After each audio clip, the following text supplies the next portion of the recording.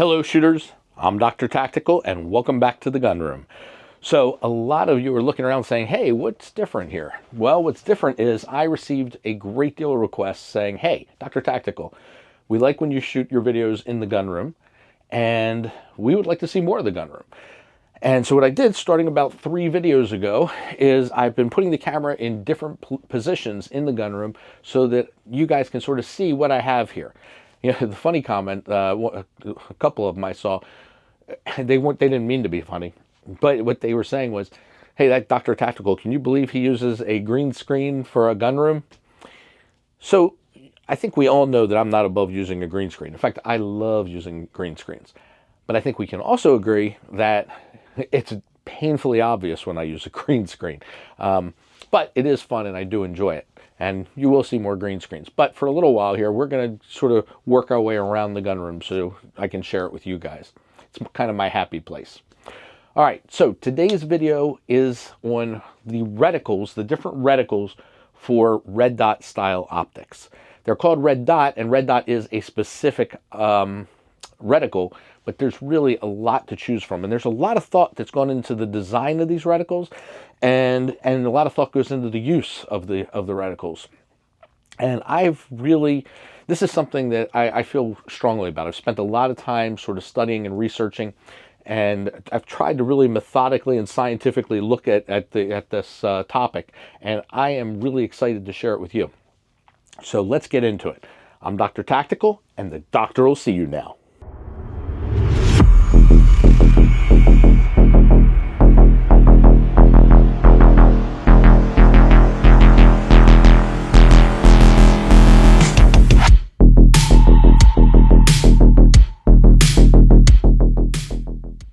Welcome back to the channel.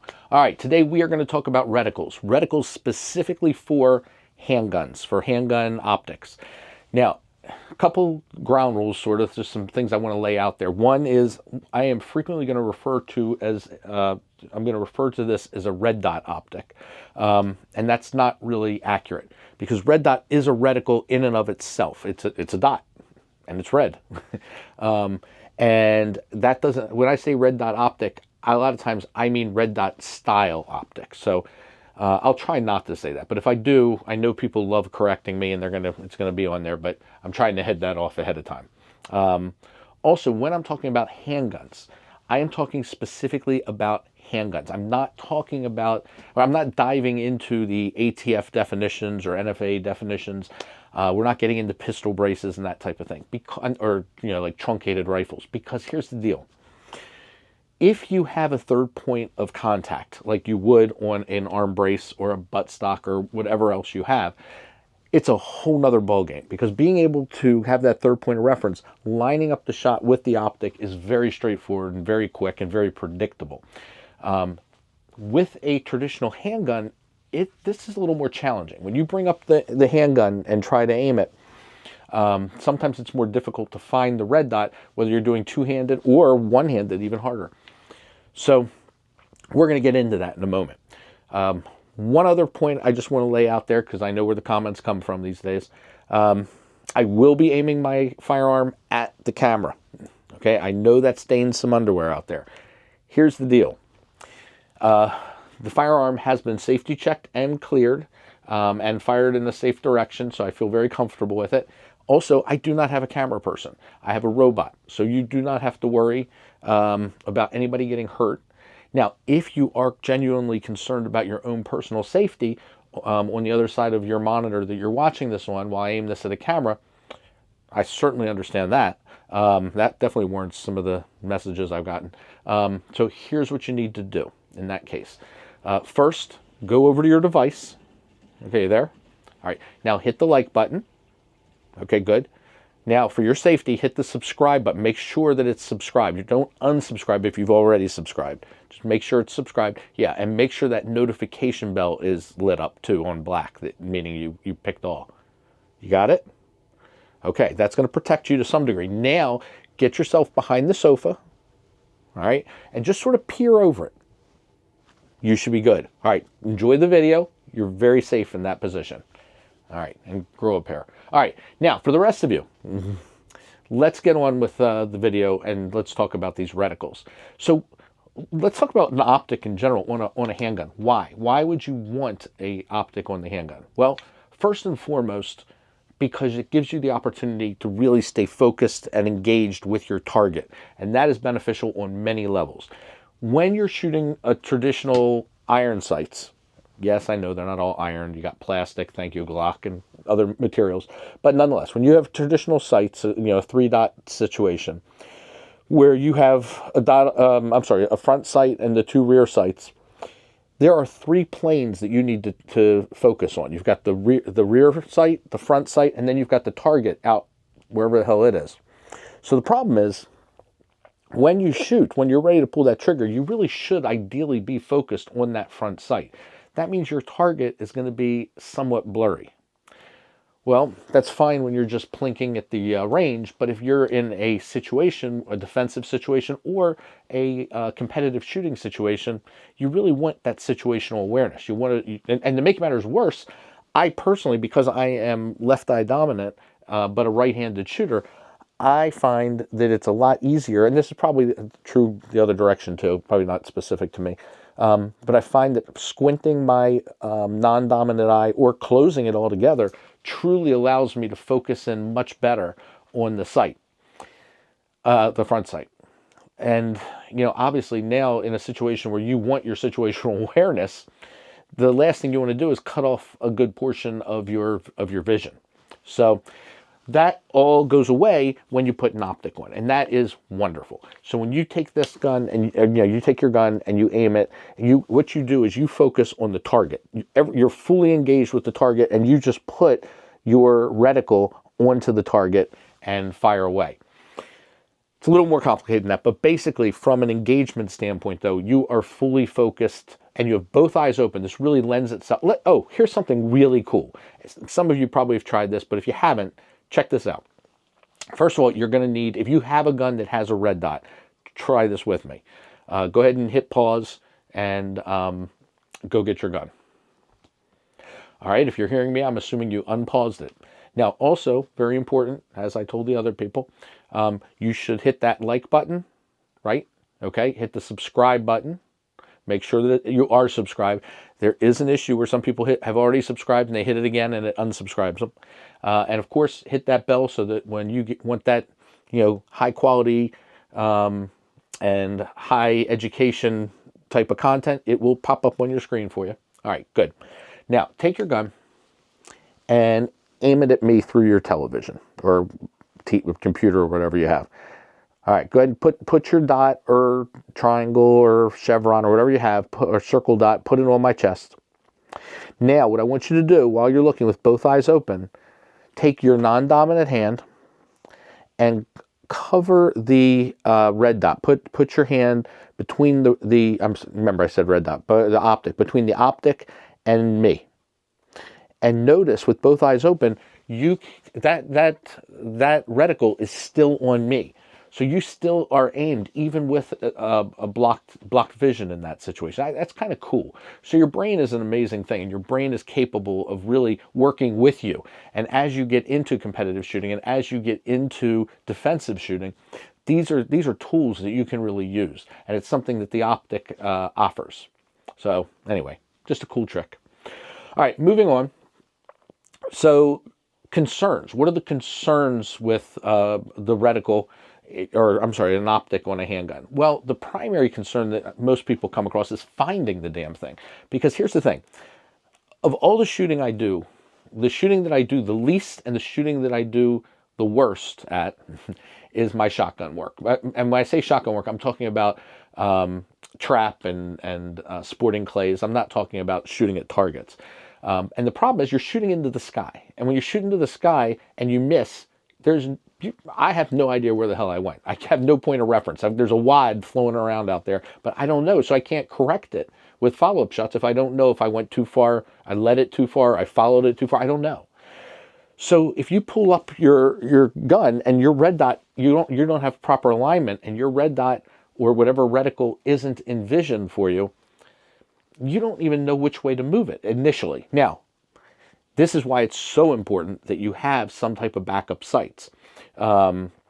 something you can co-witness with, or just something you can utilize as some point of reference, because at least you have that if you can't line it up. And a lot of times that also will help to drive you through your dot, but it does take your eyes off the area where you ideally should be going to find your target. So that's a big negative, because a lot of times it's challenging. It's challenging for a new shooter, but it's also challenging for a seasoned shooter, but who's under duress or stress in a situation, which could be simply the buzzer going off in a competition, or God forbid, a life and death situation that you need your awareness with, and you need your aiming with. So that's the negative, is finding it. And there's people out there right now rolling their eyes. I can see you, and you're saying all you have to do is train. If you train, well, you know what? There's certain things you truly can't train for. You really can't. Competition you can, but when you get into some more serious situations, the things going bump in the night, you think you can, but you just don't know. And I hope you can. I hope you're 100% right, but have backup sites just in case. But we're going to talk. There is a fix for this, and we're going to talk about it as we get to the end. So let's talk about reticles. There are a virtual plethora of reticles, and I have been fortunate enough to, I think, fire every single one that's out there. I don't think there's a reticle style that I haven't had my hands on, and I'm happy about that, because so I can speak with authority to some degree. And I'm going to go through the main ones that I'm aware of. And if there's a reticle that somebody has out there that I'm not aware of or haven't mentioned, please put it in the comments section, because damn it, I will get my hands on it, and I will shoot it, and I will give my opinion on it. So with these reticles, they come in a variety of colors. So the primary color, you see them. All right, when I say primary, I'm not talking about primary colors, although it is. I'm talking about the main colors. So we've got red. Red is by far the most prevalent of the reticle colors that are used in optics. Green.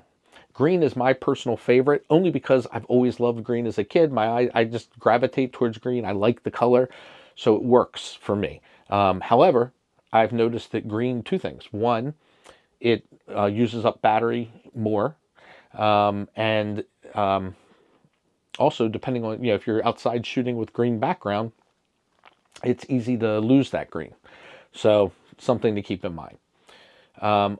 Amber would be another one, and then followed by, I would say, the least prevalent that I've seen, but is blue. I've seen several blue reticles. So the colors, what do they add? Obviously, they're affected by lighting condition. They're affected by background, as I said, with the green. One other thing I should say on the green. I mentioned the negative of the battery life and, having green background, but I should also mention it's a lot more expensive. All the optics I have in green cost me more than the exact same optic in red. And that's not even counting batteries. Also, shooter's eyes. Some people have astigmatisms. There's different brightnesses, different colors that may affect basically your vision. So you really want to see what's going to work best for you. But clearly, when it's going to be harder to find colors other than red and green. Red will be the easiest to find. Green will be the next easiest. Amber, then blue. I'm sure there's some other colors out there that I haven't seen yet. I'm sure there's a plaid one or something. Anyway, let's talk about size. So we got the color out of the way. There's different size reticles. Let's go with the dot, because now we are going to specifically talk about the dot, because that's the most obvious and easiest to sort of measure. So I have shot dots that go as small as 1 MOA and as large as 6 MOA, and sort of the gamut in the middle. So pros and cons. The smaller the dot, the more precise your shot.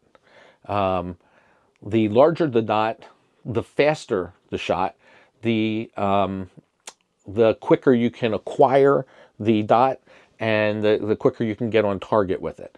But the smaller dot, you can get pretty quick with it. Interestingly, the smaller dots tend to have to be run a little bit brighter so that they're easier for you to see. And at first I thought, well, maybe that's a problem regarding the battery. But because it's a smaller footprint than the larger dot, it's sort of a wash, I think. I don't think it makes a big difference. So basically think of it this way. The smaller dot is for precision. It's like a fine honed blade on a scalpel.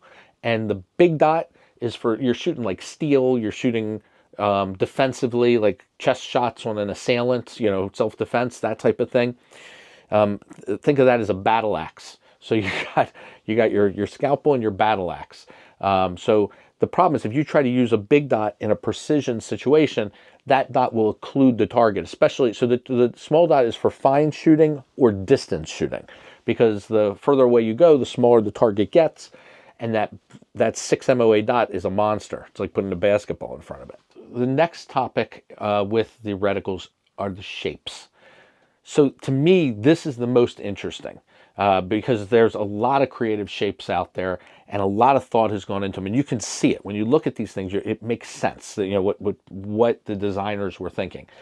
Some work better than others. And I'm just going to share with you my observations. The first optic I ever had was, and this was for an actual rifle. This wasn't for a handgun. This was for my Tavor. And it's another Israeli company that makes a Mepro Light was the name of this. And it was a 12 MOA triangle, a triangle. So some of you are nodding like, ooh, that makes sense. It's an amber triangle, by the way. Some of you are like, why would you want a triangle? Well, triangle is a good idea because what they're trying to accomplish with the triangle is you've got this big 12 MOA amber triangle. So you can use it like a large dot and just put it on the chest of an assailant, or you can put it on steel. You know, you can do that gross shooting rapidly. Or if you have a precision shot that you're trying to make at distance, you can put it on the tip of the triangle. You can't do that with a dot. With a dot, you just got a big circle. But with a triangle, you've got areas that you can precisely tune the shot in on. So it's really smart. Now, the issue I have with it is that triangle is all amber. So when you put whatever your target is at the tip on a precise shot, you can't see what's happening underneath of it. So you are taking away some situational awareness. There's a fix for that, and we're going to talk about it. So that's the triangle. The triangle, I think, really a good idea, and I like it. Next, of course, we've got the dot. We've talked about the dot. So the dot, we've got large through small, and you just put the dot on and you shoot. Circle dot. So the circle dot, or as EOTech fans call it, the donut of death, the circle dot is a circle with a dot in the middle of it. And it's supposed to be the best of all worlds because now you've got this circle that allows you to quicker ascertain where where your dot is, and then you can pinpoint. You can use the dot in the middle for fine shooting, and you can use the outer dot for gross shooting. And it does work, but I would say that it's busy. It's a very busy reticle. It's nice for beginners and it gets you going. And a lot of instructors, I think, look at this. I look at those as training wheels. And most companies that sell circle dot type of reticles sell them in a convertible package. In other words, you can change the reticle. So you can take the circle dot and learn on it. And then once you're comfortable, your eyes automatically start going, you've trained and you can get to that center automatically. You just draw and your eyes are there. You can lose the outer circle and just have a dot. And if for some reason you're in a stressed situation and you want the dot back, or for home defense when you have the gun sitting around, you want to keep the outer dot on, by all means. So that's kind of nice having that flexibility. Also, you can just do the circle. So the circle, again, is kind of like the large circle, like the 6 MOA in the dot, but actually it's bigger than that. I think it's like 10 MOA, a lot of them. You know what? I'm not sure. It's bigger. It's bigger. It's significantly bigger. But again, you take this circle, you put it on an assailant, you put it on the steel target you're shooting, and you're going to hit it, and you still have more situational awareness. When you put that dot in the middle, even though it's small a lot of the time, it still takes away from your view more than you would expect it to. But the circle dot's cool. All right, next up, the chevron. So the chevron is really smart. The chevron takes everything that the triangle brought to the table, but then it gets rid of that fill on the inside. So now you've got this chevron you can put right across, shoulder to shoulder on an assailant. You can put it right across steel, large shooting, and then you can take that tip of the chevron and do your fine precision shooting. So it's really nice. You still have the issue that it's, you got to find it. But again, that's training will help with that. But still, in a stressful situation, it could be a challenge. Which brings us to my second favorite reticle, and that is the Acss Vulcan Reticle. I am a huge fan of this reticle. I've had it for a long. When they first came out with it, I think I may have been one of the first to get my hands on it when it was out for public consumption, because I read about it and was so excited about it. Primary Arms, I think it's their baby. They came out with this. And I have no financial incentive or interest in this whatsoever. I'm just sharing with you what I like. And it comes in red and it comes in green. And I have both. And I love both. So what you have is you have the chevron, which I really think is sort of the ideal situation, because it does let you go back and forth from the precision shot to a rapid shot. But then on top of that, it has what I like to call a BAC. So you've got a 10 MOA chevron. So the chevron's big in here. But again, it's not occluding anything. So that's, in and of itself, that's easier to find. But on top of that, you've got this BAC. A BAC is what I call a big-ass circle. So you got this big-ass circle. It is 250 MOA.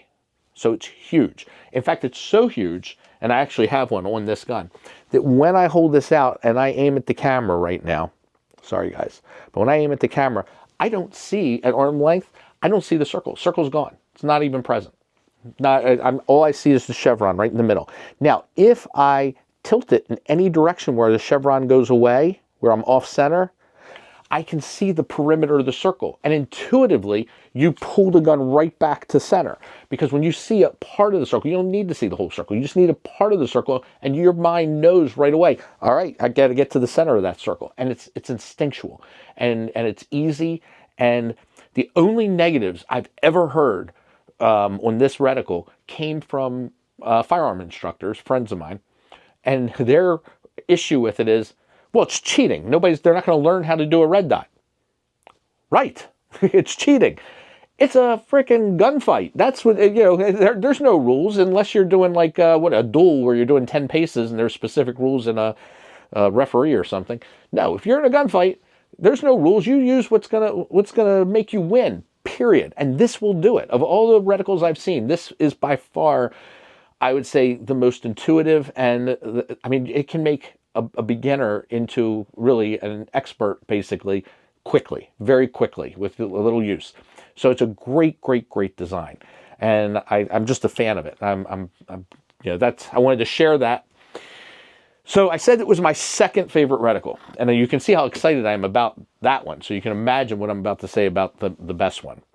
But here's the thing. This is my favorite that's actually available to you now. The one that is my current favorite is actually what I call the mother of all optics. And I say that because it doesn't technically have a name, because it's currently only used by basically top secret, creme de la creme, off the book special ops kind of groups. You guys know who you are, because you're all DoctorTactical fans, I know. And actually it was shown to me by somebody in that realm. And this optic was unbelievable. And the cool thing is they are in the process of coming out with a civilian version of this. So it's kind of exciting. I'm not really supposed to show this to anybody, but I kind of feel close to you guys. So I'm going to tell you, don't tell anybody else. I'm going to let you see it. So this is the reticle that is really, I think it's the actual reticle that was used to take out bin Laden. This is a really, well, you know what, let me just take a look, let you take a look at it. But again, this is just between us. All right, take a look. So I think you can see how promising this reticle is, and I will let you know when the availability is for the public consumption. All right, I'm Dr. Tactical. Thank you for watching. Please like, subscribe, and hit the notification bell. Dr. Tactical, out.